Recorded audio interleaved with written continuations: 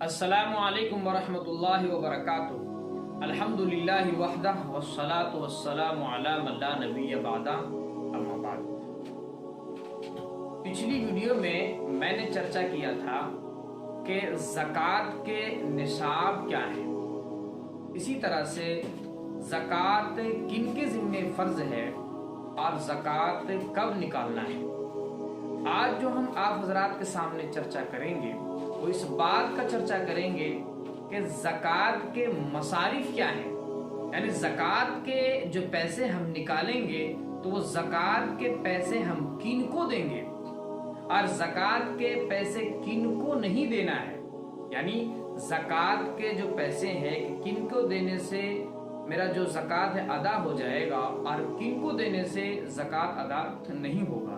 کہیں ایسا نہ ہو کہ غلطی سے ہم جو ہے کسی ایسے انسان کو زکوٰۃ دے بیٹھیں جس کے نتیجہ میں ہمارا زکوٰۃ ہی ادا نہ ہو۔ تو سمجھیے کہ زکوٰۃ کے جو مصارف ہے، زکوٰۃ کے جو مصارف ہے قرآن کریم نے ان کو تفصیل کے ساتھ بیان کیا ہے، یعنی جن حضرات کو زکوٰۃ دینا جائز ہے، جن لوگوں کو زکوٰۃ دینے سے میرا زکوٰۃ ادا ہو جائے گا، تو ایسے لوگوں کا ذکر قرآن کریم کے اندر ہے۔ چنانچہ اللہ تبارک و تعالیٰ نے 8 لوگوں کا ذکر فرمایا ہے۔ سب سے پہلا ہے فقراء، فقراء کو آپ زکوٰۃ دے سکتے ہیں۔ اسی طرح سے نمبر 2 پہ ہے مسکین۔ فقراء، فقیر کس کو کہتے ہیں؟ تو فقیر کہتے ہیں کہ جس انسان کے پاس مال تو ہو لیکن اتنا مال نہ ہو جو نصاب کو پہنچ رہا ہو، یعنی میں نے بتایا تھا پچھلی ویڈیو کے اندر کہ 52.5 تولہ چاندی اور 7.5 تولہ سونا یہ زکوٰۃ کا نصاب ہے۔ تو جس انسان کے ذمے 52.5 تولہ چاندی اور اسی طرح سے 7.5 تولہ سونا یا 52.5 تولہ چاندی کی قیمت، یعنی لگ بھگ اس زمانے کے حساب سے 35,500 روپیہ نہ ہو، اس سے کم ہو اور اس کی ضرورت اتنے میں پوری نہ ہو رہی ہو، تو ایسے انسان کو فقیر کہتے ہیں۔ مثال کے طور پر کسی انسان کے پاس جو ہے وہ 10,000 روپیہ ہے اور 10,000 روپے میں اس کی ضرورت پوری نہیں ہو رہی ہے، تو ایسے انسان کو فقیر کہتے ہیں اور ایسے انسان کو زکوٰۃ دینا جائز ہے، یعنی ایسے انسان کو آپ زکوٰۃ دیں گے تو زکوٰۃ ادا ہو جائے گا۔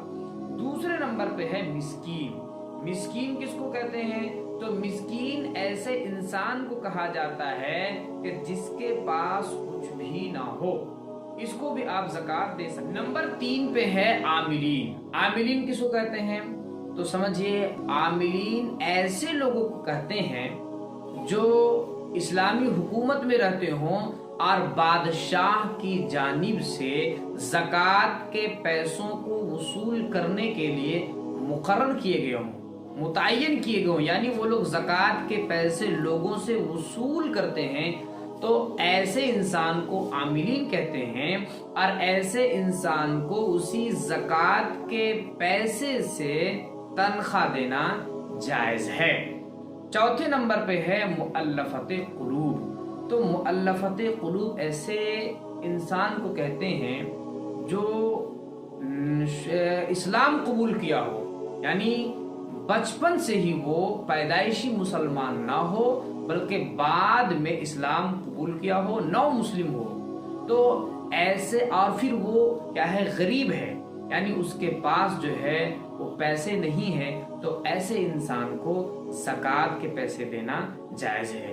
اس صورت میں ایک بہت بڑا فائدہ تو یہ ہوگا کہ وہ جو انسان ہے، وہ جو نو مسلم ہے، شروع میں مسلمان ہوا ہے، اس کی دلجوئی بھی ہو جائے گی اور اس کا جو ہے اسلام سے محبت ہے وہ اور بھی بڑھ جائے گا۔ اس کے دل میں یہ بات بیٹھ جائے گی کہ اسلام کے اندر کہ جو غریب طبقہ کے لوگ ہوتے ہیں ان کو جو ہے مدد کی جاتی ہے، تو مؤلفت قلوب کو بھی آپ زکوٰۃ دے سکتے ہیں۔ 5ویں نمبر پہ ہے پھر رقاب، یعنی غلام کو آزاد کرنے میں، تو یہ مصرف جو ہے تقریباً اس زمانے میں ختم ہو چکا ہے۔ छठे नंबर पे है गारिमीन। गारिमीन किसको कहते हैं? तो गारिमीन ऐसा इंसान जिसके पास पैसा तो है लेकिन उससे जायद उसका कर्जा है। मिसाल के तौर पर एक इंसान है, जिस इंसान के पास 1 लाख रुपया है और उसके जिम्मे 2 लाख रुपया का कर्ज है।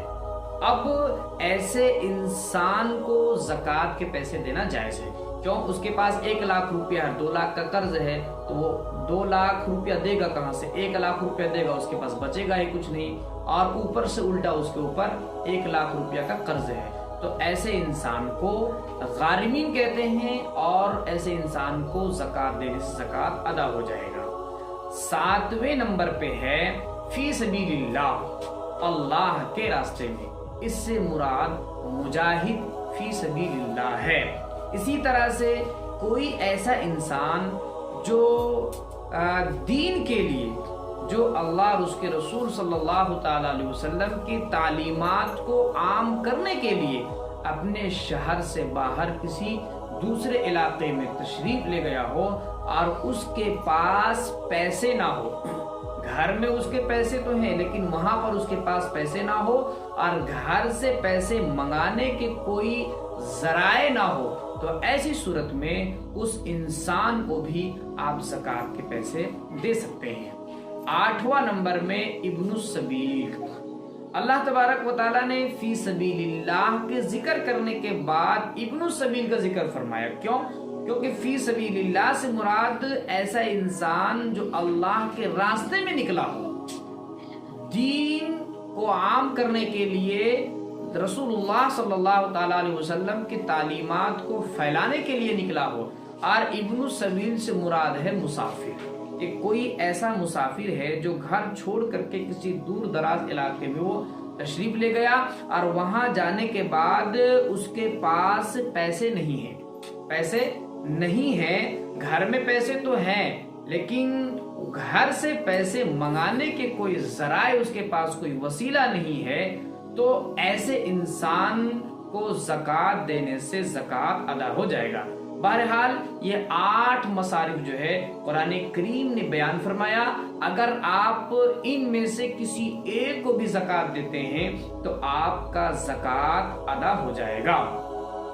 अब समझिए कि ज़कात किनको देने से अदा नहीं हो। अब अगर कोई इन मसारिफ में से ना हो, यानी जिनको कुरान करीम ने बयान फरमाया इनमें से ना हो, और आप उनको ज़कात दे दें तो ज़कात अदा नहीं होगा। मिसाल के तौर पर कोई इंसान ऐसा है कि जिसके पास 52.5 तोला चांदी, 7.5 तोला सोना, या इतनी कीमत, यानी 52.5 तोला चांदी की जो कीमत है इस जमाने में, मैंने बताया था कि 35,500 रुपया। तो जिस इंसान के पास 35,500 रुपया हो या उसके पास इतना जेवर हो, कोई औरत है इतना जेवर है कि लगभग 35,000 रुपया उसकी कीमत बनती है। अब ऐसे इंसान को शरीयत ने मालदार करार दिया है, इसलिए ऐसे इंसान को अगर आप ज़कात के पैसे देते हैं तो आपका ज़कात अदा नहीं होगा। इसी वजह से ज़कात निकालने से पहले ज़कात के पैसे देने से पहले खूब तहकीक कर लेना चाहिए कि कहीं इसके पास जो है सोना तो नहीं, कहीं इसके पास चांदी तो नहीं, कहीं इसके पास जेवर तो नहीं सोने चांदी का, और दोनों का मजमुआ, दोनों को मिला करके लगभग 35,000 रुपये बनते हों। ये आप खूब तहकीक कर ले। तहकीक के बाद पता चले कि इसके पास ना सोना है, ना चांदी है, ना पैसे है, तो अब उस सूरत में उसको आप ज़कात दे दें तो ज़कात अदा हो जाएगा।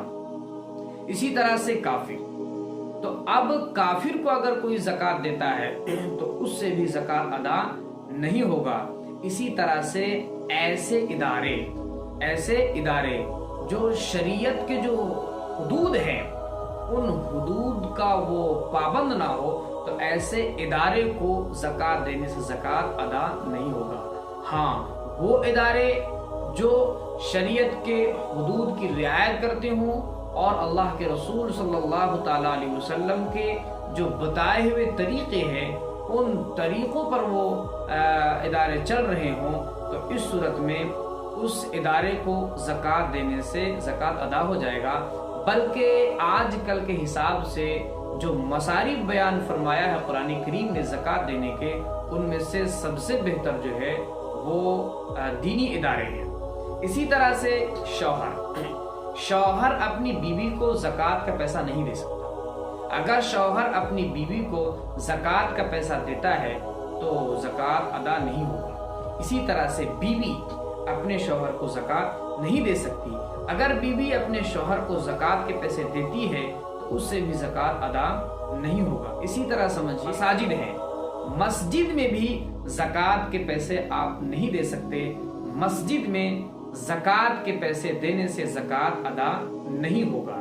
اسی طرح سے اصول یعنی آپ کے اوپر، مثال کے طور پر آپ کے اوپر کون ہے؟ باپ ہے، دادا ہے، پردادا ہے، اسی طرح سے دادی ہے، دادی کی ماں ہے، دادی کا باپ ہے، ان کو بھی آپ زکوٰۃ نہیں دے سکتے۔ اسی طرح سے امی ہے، امی کو آپ زکوٰۃ نہیں دے سکتے۔ اسی طرح سے نانی ہے، نانا ہے، ان کو بھی زکوٰۃ کے پیسے نہیں دے سکتے۔ ان کو اصول کہا جاتا ہے، یعنی آپ سے اوپر جو لوگ ہیں ان کو زکوٰۃ کے پیسے دینے سے زکوٰۃ ادا نہیں ہوگا۔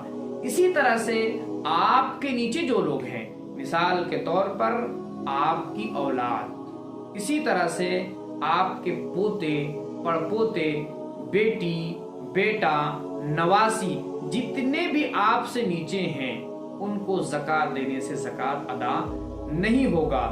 البتہ جو لوگ سائڈ ہیں، جیسے مثال کے طور پر بھائی، تو بھائی کو زکوٰۃ دینے سے زکوٰۃ ادا ہو جائے گا۔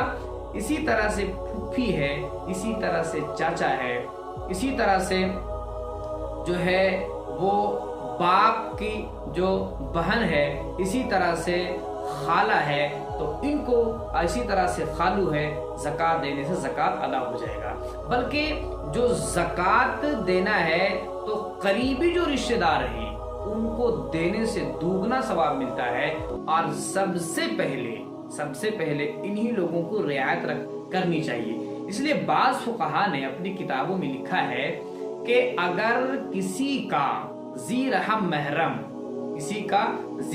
محرم اور وہ نہ اصول میں سے ہو اور نہ فروع میں سے، اصول میں نے بتایا باپ، دادا، نانا اوپر کے جو ہیں، اور فروع نیچے کے جو ہیں اولادیں، ان میں سے نہ ہو اور ذی رحم محرم ہے اور اس کو ضرورت ہے پیسوں کی، اور کوئی انسان ایسا ہے وہ ان کو نہ دے کر کے دوسروں کو دیتا ہے، تو زکوٰۃ ادا نہیں ہوگا۔ بعض فقہا نے اس طرح سے لکھا ہے، حالانکہ زکوٰۃ ادا ہو جائے گا، لیکن سب سے پہلے ان لوگوں کو خیال کرنا ہے، اپنے قریبی رشتہ داروں کا خیال کرنا ہے۔ اسی طرح سے آل رسول صلی اللہ تعالی علیہ وسلم ان کو زکوٰۃ دینے سے زکوٰۃ ادا نہیں ہوگا۔ آل رسول سے کون مراد ہے؟ تو سمجھیے اس سے 5 طرح کے مراد ہیں۔ سب سے پہلا آل علی رضی اللہ تعالیٰ عنہ، حضرت علی رضی اللہ تعالیٰ عنہ کی جو اولادیں ہیں ان کو زکوٰۃ دینے سے زکوٰۃ ادا نہیں ہوگا۔ اسی طرح سے آل عقیل، حضرت عقیل رضی اللہ تعالیٰ عنہ کے اولاد ہیں، ان کی نسل سے جو لوگ ہیں ان کو زکوٰۃ دینے سے زکوٰۃ ادا نہیں ہوگا۔ اسی طرح سے آل جعفر، یعنی حضرت جعفر رضی اللہ تعالیٰ عنہ کی جو اولاد ہے ان کو بھی آل رسول کہا جاتا ہے، ان کو بھی زکوٰۃ دینے سے زکوٰۃ ادا نہیں ہوگا۔ اسی طرح سے آل عباس، یعنی حضرت عباس رضی اللہ تعالیٰ عنہ کی اولاد ہے، ان کو بھی زکوٰۃ دینے سے زکوٰۃ ادا نہیں ہوگا۔ اسی طرح سے حارث ابن عبد المطلب کی جو اولادیں ہیں ان کی نسل سے جو لوگ ہیں ان لوگوں کو زکوٰۃ دینے سے زکوٰۃ ادا نہیں ہوگا۔ کوئی یہ نہ سمجھے کہ آل رسول اللہ صلی اللہ تعالیٰ علیہ وسلم کی اس سے توہین ہے، یہ نہیں۔ سادات کا، آل رسول صلی اللہ تعالیٰ علیہ وسلم کا یہ مقام ہے کہ ان کو زکوٰۃ کے پیسے نہیں بلکہ ان کو ہدیہ دے، ان کی خدمت کرے، کیونکہ زکوٰۃ میں نے پچھلی ویڈیو میں چرچا کیا تھا کہ زکات جو کہلاتا ہے مال کا میل کچیل کہلاتا ہے. تو مال کا جو میل کچیل ہے، کیا ہم جو ہے یہ مال کا میل کچیل نعوذ باللہ وہ آل رسول کو دیں گے؟